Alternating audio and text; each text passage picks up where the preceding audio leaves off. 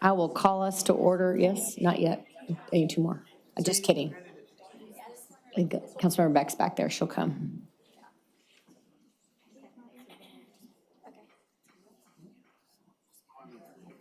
Yeah, but first, Keith, okay. Okay, I'll call our meeting to order. And first up are opening comments by Christian Simmons. Hello again. Christiane Simmons, Chief Transformation Officer. Welcome to our second mini budget work session for FY25. I like to kick these, I'm going to keep kicking these off by saying that the goal of these is to meet your need for detail and context going into fiscal year 25 prior to the late summer before we bring you the recommended budget. So last time, 2 weeks ago, we reviewed the fiscal year 25 target budget in the general fund. And then you had a brief window into environmental services and sort of some of their introductory work with PBB, priority-based budgeting. Since then, I've spoken with almost all of you. I've gotten around to most of you. And I want to thank you for your engagement and comments. Please keep sharing them, sending them to me when you think of things. It's really helpful to hear your needs and perspectives. One priority that's consistently risen to the top in those conversations, which is really no surprise, is public safety and police in particular. And so we thought that today it might be prudent to do our next PBB deep dive with the police department. And they were prepared and able to visit with you at this early stage. I had only called in like 4 favors. Just kidding. So you'll hear about how it's going for them with PBB. And I really like you to listen for how they're translating their existing divisional structure to the priority-based program structure or framework. Remember my like corny pizza example about like, it's not pepperonis and it's not pizza boxes, it's pizza slices. So police has a ton of divisions, like many, yeah, I know, I'm making fun of my own self. They have a ton of divisions, so it's been they were one of our pilot departments, and it's been a process for them to get those levels right. So I'm interested in what you think about those. So we'll hear about how that process is making it easier and more clear for them to communicate about specific types of needs and priorities, not just the flashy ones that we often see, but some of the backroom stuff too. And you'll get a high-level peek into their fiscal year 25 budget priorities too, which I'm sure you'll be interested in and want to provide some feedback on. And so with that, I think I'm going to kick it off, and I'll come back at the end. But I'm going to introduce Keith Norris, Assistant Police Director. Did I say Norris? I'm sorry, Mr. Norris. Keith Morris to talk to you about fiscal year 25. Ignore me. How many years ago did I hire you, Keith? 7, 6? It's been a few. It's been a few. Well, they say just don't call me late to dinner. You can call me whatever else you want. So thank you, Christiane, for the opportunity to come and talk through our priority-based budget process. It's been good to get to know the contractor that's working on this and the support by the lab. It's kind of caused us to look at the way we structure ourselves and how this might supplement the information that we already have available. So we wanted to kind of begin with the end in mind and how we went about this. And so I'll go through our methodology and our programs before we get to our FY25 considerations. But for us, in terms of our process and what we went through, we kind of looked at it from, what are our priorities going into this? What does priority-based budgeting offer us relative to the information that we already have available, and getting the information that we already have available out and make sure it's clear to those that are looking at our budget documents. So one of the things that we wanted to do was to enhance public transparency. We have a lot of information. The way that our budget is structured is very complicated, thank you. And so the question was, how do we make that more accessible? How do we enhance transparency by making that information accessible? And so that was one of the priorities for us. Also, we wanted to fit our operational structure. We have a very dynamic operational structure, a lot of different teams that are doing a lot of different things and then contributing to the mission of other teams. And so the question is, how do we reflect those programs of those teams and then show the synergy between those teams and how they work together? And so that was a big part of it as well. And then two, utilize Resource Acts, their expertise and what they've done together with other cities, and not try to duplicate that work. What we had seen had been done in other cities, kind of told us kind of what the end goal maybe would be. And so we try to take that into consideration as we were going through our priorities. So our considerations that we had relative to our goals, we have a personnel reliant department. We have 2,400 positions. 77% of our budget is personnel. And so that's a big part of the considerations in going through this. And then I mentioned our complex budget structure. We have 160 individual budgets within our police department budget. And so that was a consideration. There's a lot of detail in there that is just, we felt, not always accessible to those that are looking at our budget, at our requests and that kind of thing. And so we looked at priority-based budgeting as an opportunity to simplify that and provide another level of categorization, if you will. We also have a complex organizational structure because our budget is based on somewhat our org chart. And so you see the picture, that's our organizational chart. And so our org chart and our budget is kind of already broken up into programs. So the question was, do we want 160 or 145 programs, or do we want to break those down in a way that makes it more accessible to those that are reviewing our budget?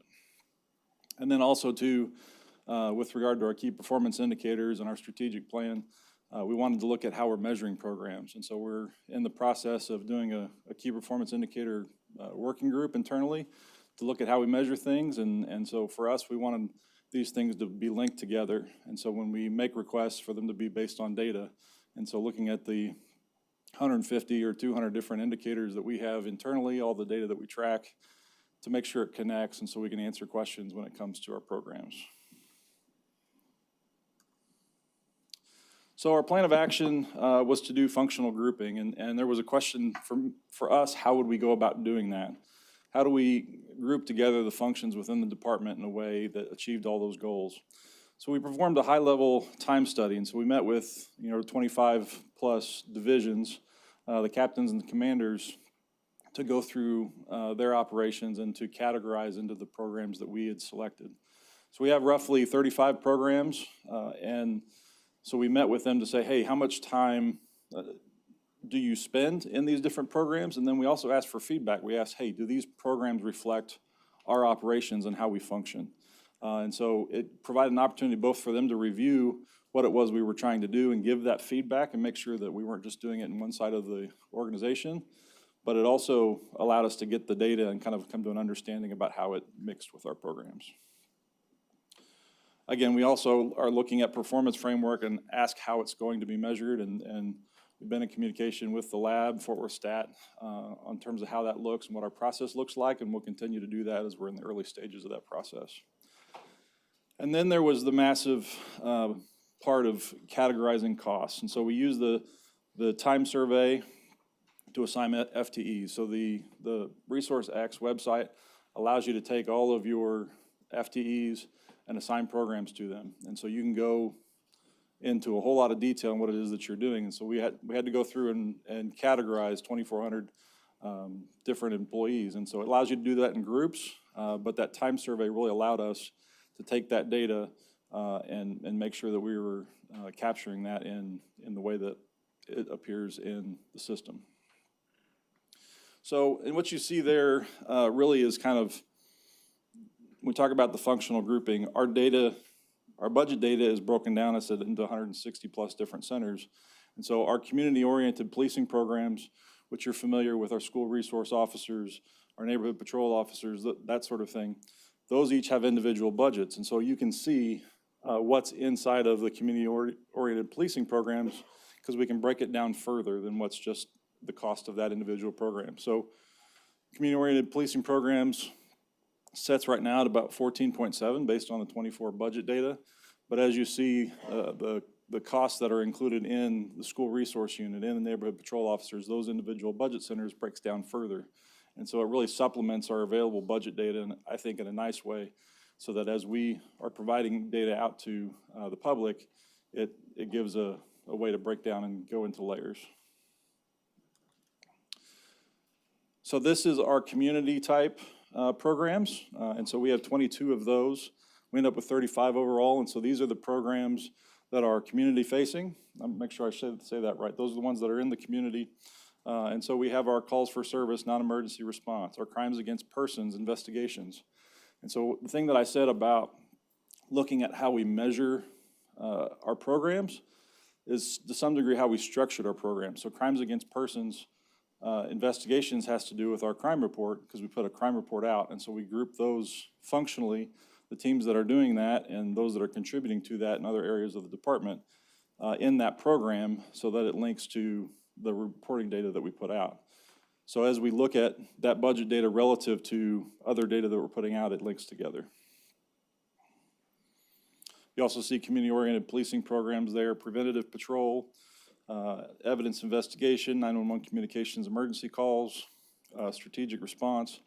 And so individually, these represent all of our front-facing. That was one of our big challenges that we face is how do we represent our whole department in a way that makes sure that we don't leave anything out. And the feedback that we got from captains and commanders was very positive in the way that we did that. I'll pause here if there's any questions in terms of the programs that we have in this part. Yeah, just curious, crimes against society investigations, what is that? So crimes against society is our, it's narcotics, prostitution. And so you'll see in our crime report, that's broken down in there so you can see our crimes against. And so these are the resources that are going towards those. Yep. Councilmember Hill. Oh, sorry, go ahead. Councilmember Martinez. Keith, is this for 2025 or is this, I'm sorry, 2024, or is this our current budget? I believe this was 2024 information that was loaded into Resource X's website. So that budget data was loaded in, and then we categorized it based on that data. Okay, I'm sorry, I guess my question, is this actuals or is this what's? Budget. Budget, Budget, okay. yes.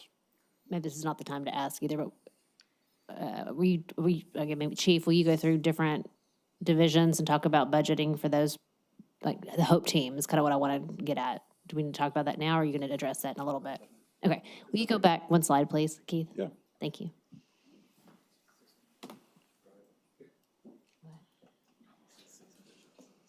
Yeah, Did I do that right? Okay. no, I know that, but that's not a lot. We're spending 661,000 only on HOPE team. So thank you for this question, because I want to explain our methodology a little Okay, thank clearer you. here. So in our governance,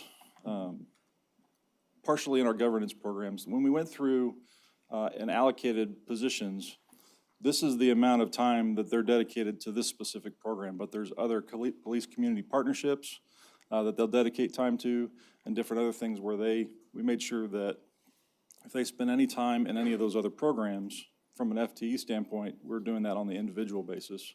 So this is just in this part of the program, so they would be contributing, again, to our police community partnerships and some of those other calls for service, that kind of thing. I think that's where I need clarification just in general on how these programs all work together and Okay. how personnel works together, because when I look at it, it's, we're trying to address homelessness, I think at policy level, the entire council is interested in the quality of life.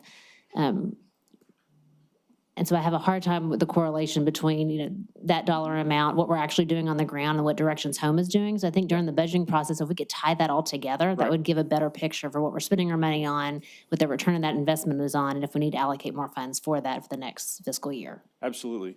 And there were it's a good question, and it's something we can probably send out, is what's the breakdown in these individual programs in terms of who's contributing to them and what they are. Again, the data, we wanted to supplement the data with the way we were structuring the programs, knowing that it's not the whole picture. There's the data on those individual programs and how they contribute to it. And so I don't know that we've done that effectively here. Wanted to share our methodology, the approach we went into it, so that we can answer questions with the data as they come up. Carlos, I think, and then Councilmember Martinez, sorry, and then go back to Carlos. So I just wanted to get a better understanding of the difference between police and police and community partnerships and partners with a shared mission. Sounds somewhat similar. I'm sure it's not, but. Sure. Police community partnerships are our officers doing the work in the in the community. Partners of the Shared Mission are the funds that go out into the community to the agencies. So a lot of times they're working together, and so our officers are working with those agencies, but we segmented out our Partners of the Shared Mission because that's those contracts that are going out. We measure them separately and differently, and so those are just the external contracts. Those are not any personnel necessarily that are, does that And make that's sense? not CCPD money? Yes, That's CCPD money? yes. Okay. Carlos.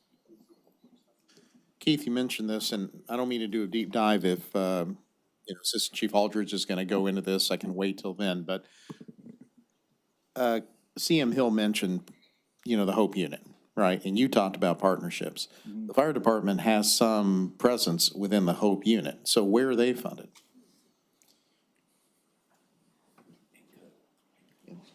Okay, all right.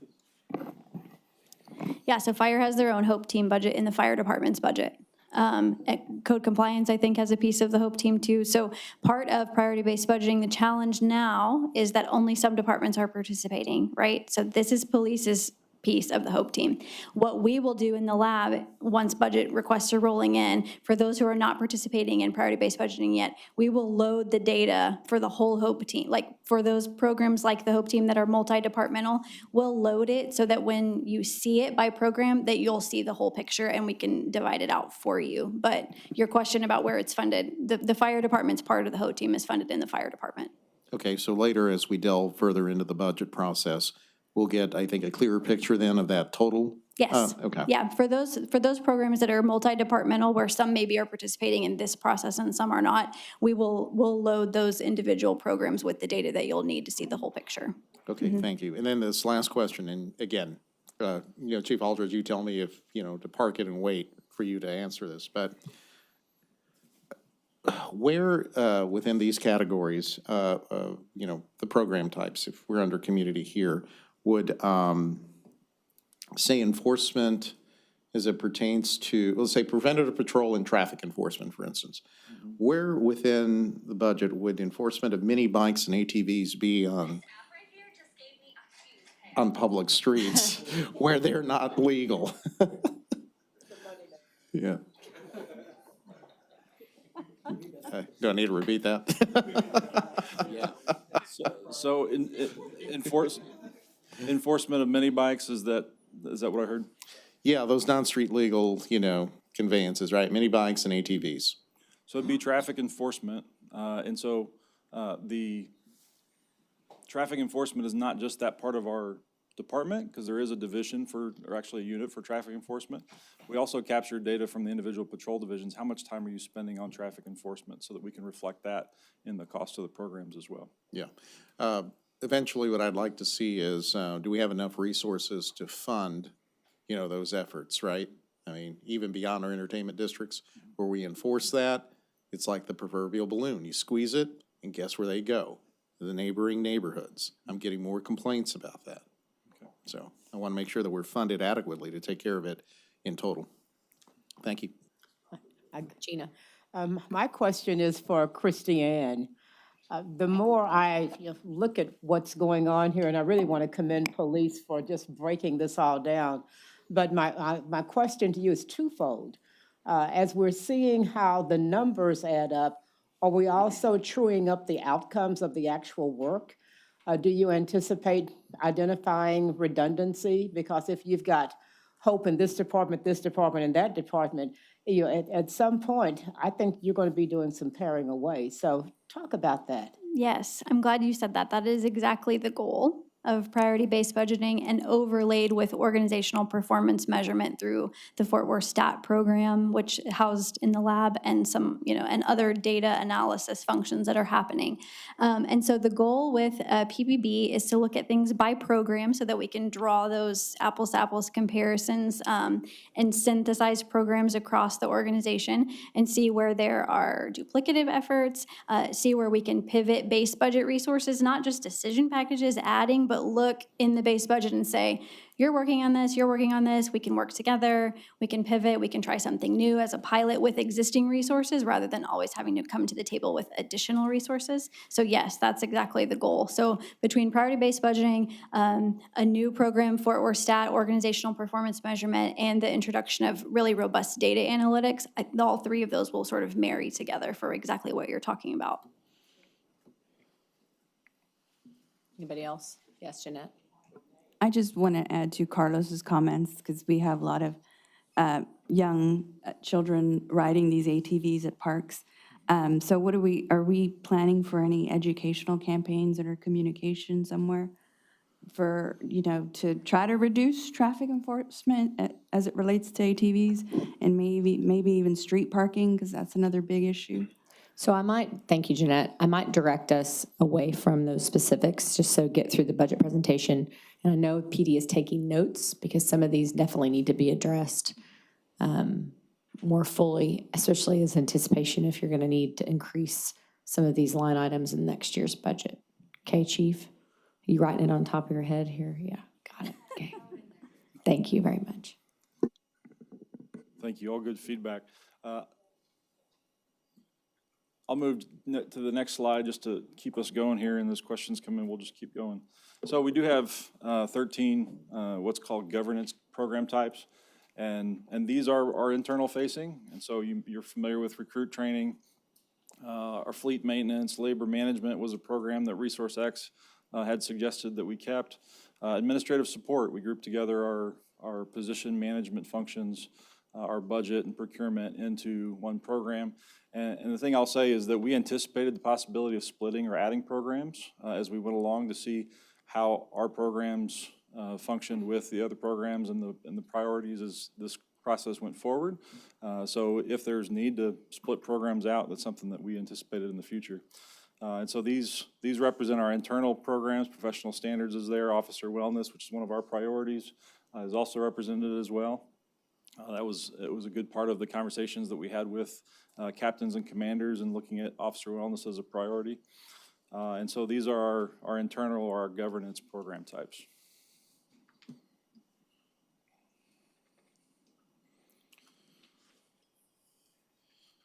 So, and again, I'll pause here for just a moment, but as we break down, everybody is contributing to, and all the different centers that we have, the different budget centers that we have, everybody has their own budget, so they're doing their own procurement and working through our administrative support teams. We have 2 commands that are dedicated to the entire department. And so those, my command and the other assistant director's command support the admins and the officers in the field to do their procurement, but we represented that and we showed that administrative support contribution through this process so that we knew what activities were going where.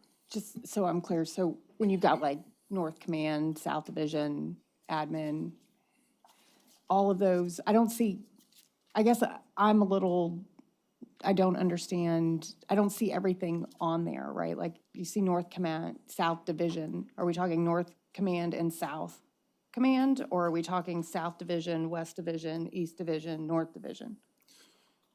So yes. So there's 84 more that I didn't include because it would have gone well below it. And this is really just to demonstrate that priority-based budgeting supplements the data that we already have. So on the left side, you see the administrative support. That's that one program. This is, on the right side, is all the budget data we already have.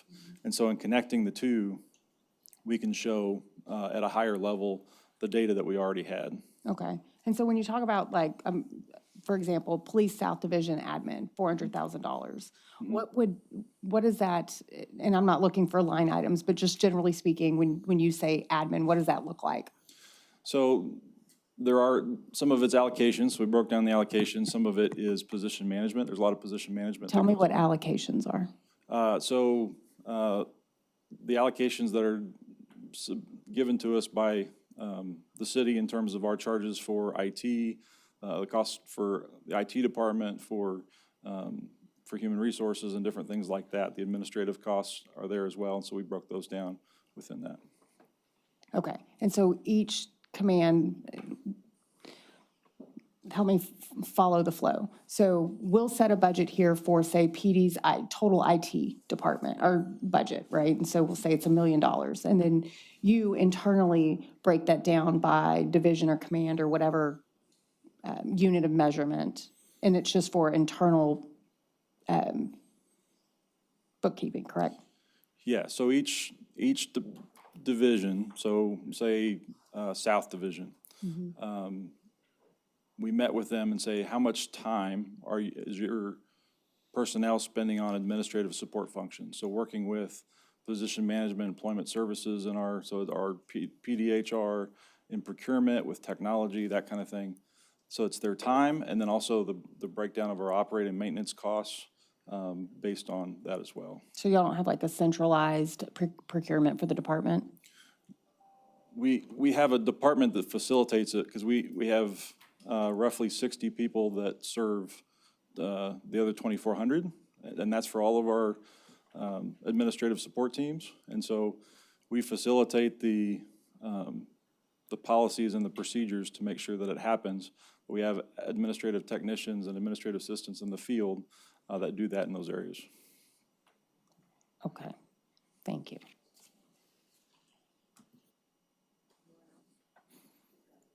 Okay.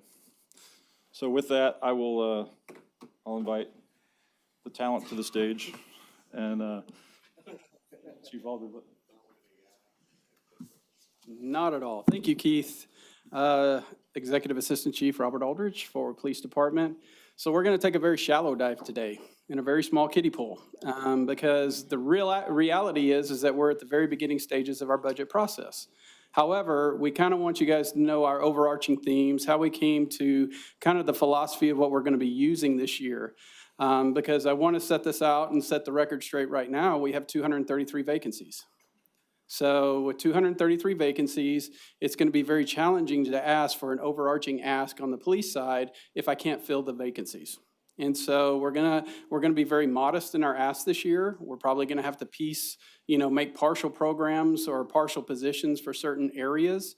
But I also want you guys to know that whenever we came to you, I think it was in 2024 budget, and said we'd be fully staffed by 2026, September of 2026, we're still on pace to do that.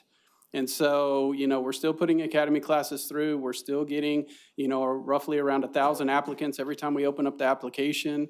And so we're making way through, a very muddy field. But with this year's budget, one thing that we want to do is, since we're going to be a little bit light on our position ask, is have force multipliers. And so some of you guys have visited the Real-Time Crime Center. If you haven't, please let me know. I'll love to set up an appointment with you so you can go walk through and see what they do. But you guys understand how much the Real-Time Crime Center supports our patrol officers.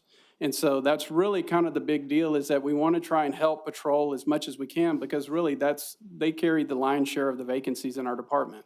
They're the biggest operational unit that we have, and so it's only normal that they would carry most of the vacancy. We do targeted overtime details. We have special operating funds. We have other overtime funds available that whenever issues come up, like mini bikes, motorbikes, issues in the parks, that we can throw people at it at a very short amount of time and a quick turnaround and address those issues one by one. In all honesty, whenever we have the street takeovers, that's the same thing that we do. We put overtime events together. We use the overtime funds for West 7th for the entertainment districts. We do it for the stockyards. And so we're still going to continue to do that to help shore up some of the lacking presence we have in our patrol areas. And our partnerships. You guys know last year that we started opening up CCPD programming for external departments to ask for requests. A lot of those requests are tied to crime reduction strategies, whether it's code compliance, whether it's parks. There are a lot of different programs that are there that actually help the police without the police having to be involved. So we surely want to support our officer wellness program. It's in its infancy because it was approved last year, but the two-person unit that we have is being extremely overwhelmed with the positive responses that we've had with the program in such a short amount of time. So we want to make sure that we have the appropriate personnel to deal with our troops on the ground. We want to actually increase our admin capacity because over the years, we've concentrated really hard on our sworn side of things, and we have a lot of gaps in our admin side. Keith and his team has done a really good job, and our other admin professional staff has. The problem is we're asking a lot of that staff to do a couple of different jobs to try and make sure, we keep going down the right path. And so, we talked about the staffing of the sworn vacancies. I think, we put in decision packages. If I'm not mistaken, I think we asked for 16 positions for sworn side. That number may change, it may go up, may go down, but that's kind of where we're at right now. Our goal is to be good stewards of the money. Our goal is to be able to be realistic, to be able to fill the positions that we have and not over ask for things that we're not going to be able to deliver on. So with that, I'll answer any questions. Can you elaborate on support officer wellness and what that, I know you said you're very early in the budget, but what we can anticipate being brought to us as part of that? So we asked for another officer position and a sergeant position because right now the supervisor over the wellness unit is being supervised by another sergeant doing dual duty. The same for the increased admin capacity. What does that mean? How many positions do we have for admin? On the civilian side, I think there's between 16 and 20 that we're asking for. I think 8 or 10 of them are in the admin capacity. Yeah.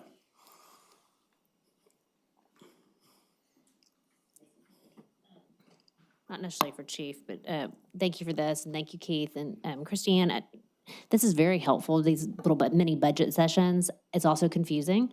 So like with the 84 other programs that were hidden, before we come to these meetings, if we could get, I hate to ask for it, but a budget that's broken down by program, by cost center for each department, so we can have a really good picture of what we're talking about before we walk into these sessions, that would be helpful for me. And then we could ask questions about what that program, how that program operates and what it does to enhance the city of Fort Worth. We can do that with fiscal year '24 budget data, current year data. Does that work? Since they're still developing fiscal year '25, so current year programs, current year budget? Yes, as long as it's going to correlate to what we're doing for the 2025 budget It'll give you process. the context for like where we are now. Perfect, that's great.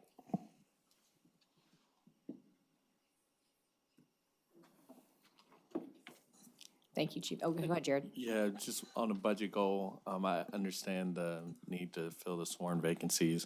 This may not necessarily be a budget goal, maybe operational goal that fits into the budget, but I know traffic enforcement was brought up, and I know last budget, I brought it up, and we couldn't really necessarily accomplish that goal last year to the degree I was advocating. Just want to know kind of what y'all's thinking this year on traffic enforcement and how y'all plan to either shift resources or request more resources to try to address that. So, I mean, it's probably going to be easier to shift some resources to try and help address that than it is to add resources. And I will tell you, standing right here, if I could increase our staffing this year by 200, I would. We had decision packages for over 63 positions that people had asked for. And so for us to have to sit down and kind of prioritize, what we think is really valuable for us in the short term, knowing that we're going to probably have a bigger ask next year for some of those things. I'll be honest with you, traffic probably is going to be a next year ask, not so much a 2025 ask, a 2026 ask. And so we're going to rely heavily on the MPOs and help supplement traffic on some of those details.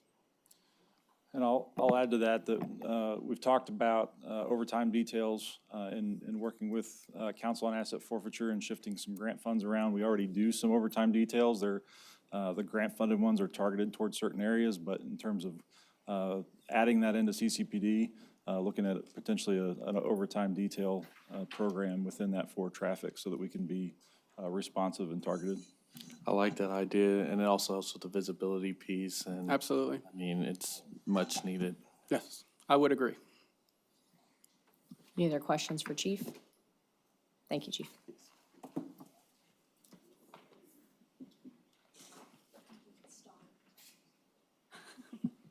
Okay. Thank you again to police for doing that early deep dive. I know it's a little different for everyone. I don't know what's happening to my screen. Can you advance my slide maybe? Let's see if we can do it. Oh, okay. I'm going to wrap us up by saying that I'm glad you said helpful before confusing. I know it's weird. Like it's okay if it feels a little clunky and new, it's different, right, to do the PBB thing.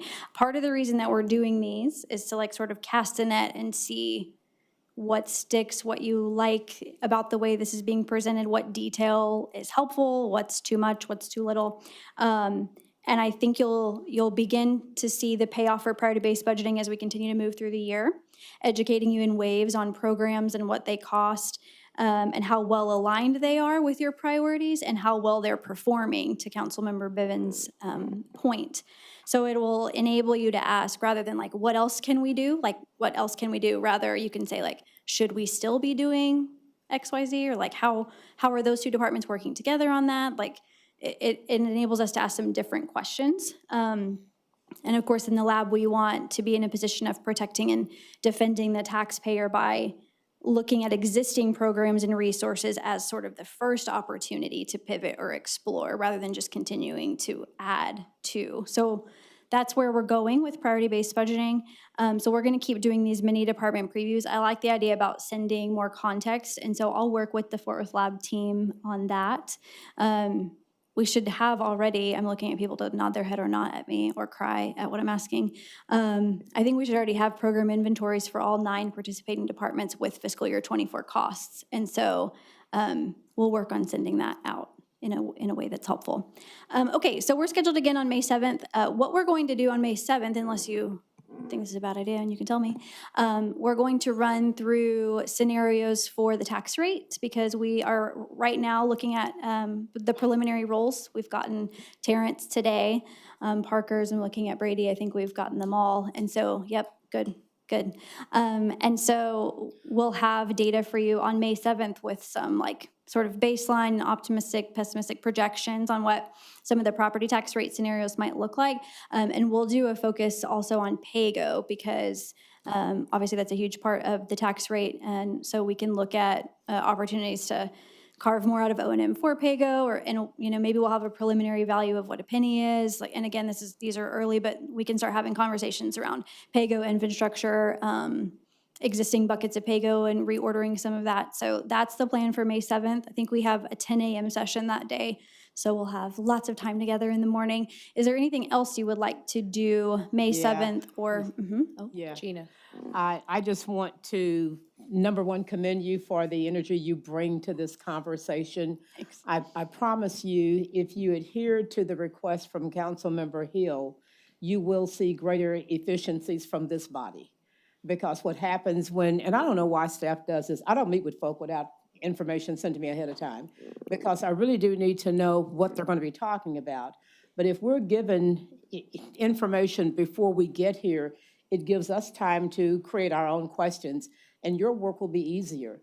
Because right now, everybody taking notes is going to rely on me wondering what comes in my head next. I'm going to go to bed, I'm going to forget, but I'm going to bring it up right at this same body, whereas it could have been dealt with. And so please, please give us information. I promise you we won't do anything. You know, we'll just read it. But thank you for bringing that up. It's very important. Yes, thank you. I think that makes a ton of sense. Thanks.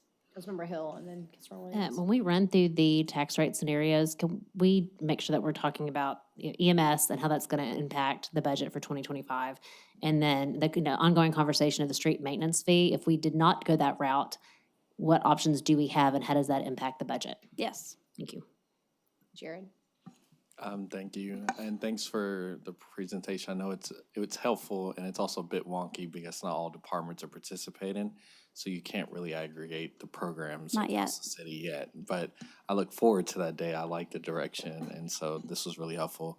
I think in preparation for the next meeting, you can tell me this is a terrible idea, but I think sometimes I have those. I think it might be helpful in the tax rate discussion to also talk about the exemptions. I know we just talked about childcare today, and then the over 65 and disability exemption, and whether or not we entertain increasing that, which I personally think we should. But it sounds like that would also impact the revenue and tax rate. So I would like to maybe discuss that next time, but if that doesn't fit with kind of the math, then we can talk about it another date, but I would like to. I think we'll be able to fold it into that discussion. We're actually coming the afternoon of May 7th with an over 65 and disabled exemption presentation that would talk about See? Yeah, so we talk about the fiscal impact of increasing it again, maybe from 60 to 80. You know, you went from 40 to 60 last year. So I think we should be able to fold it in by the morning of. Councilmember Beck. If you could just provide us either before May 7th or at the May 7th meeting, I know we will have several of these over the course of developing the agenda, and there'll be many departments. And so if you could just give us the rough schedule of what we're going to be discussing and when, so that way it will help us not derail with questions if we know whatever we're looking for is coming up at a future meeting. You're saying you want me to plan ahead? Is Yes. that- oh, Yes. Got it. Okay. Thank you. Macy? Okay, and this came out of, the HOPE line item. Is there a way, maybe it's an IR, maybe it doesn't have to be a full budget session, but how can we look at big picture? How much funding is going into Directions Home? How much are we spending on the HOPE team? And kind of do an analysis of, are we reaching the goals we want to with the amount of money we're allotting across all departments to solve homelessness on that side? Yeah, so ROI for current investment, and are we just moving the problem around or working on the root cause? Got it. Yes, thank you. Okay, Any other questions? No. Thank you, Christiane. thank you. That's all for today. Council, that was the last of our items on budget work session. Any future agenda items that haven't been discussed already? Okay, then meeting is adjourned.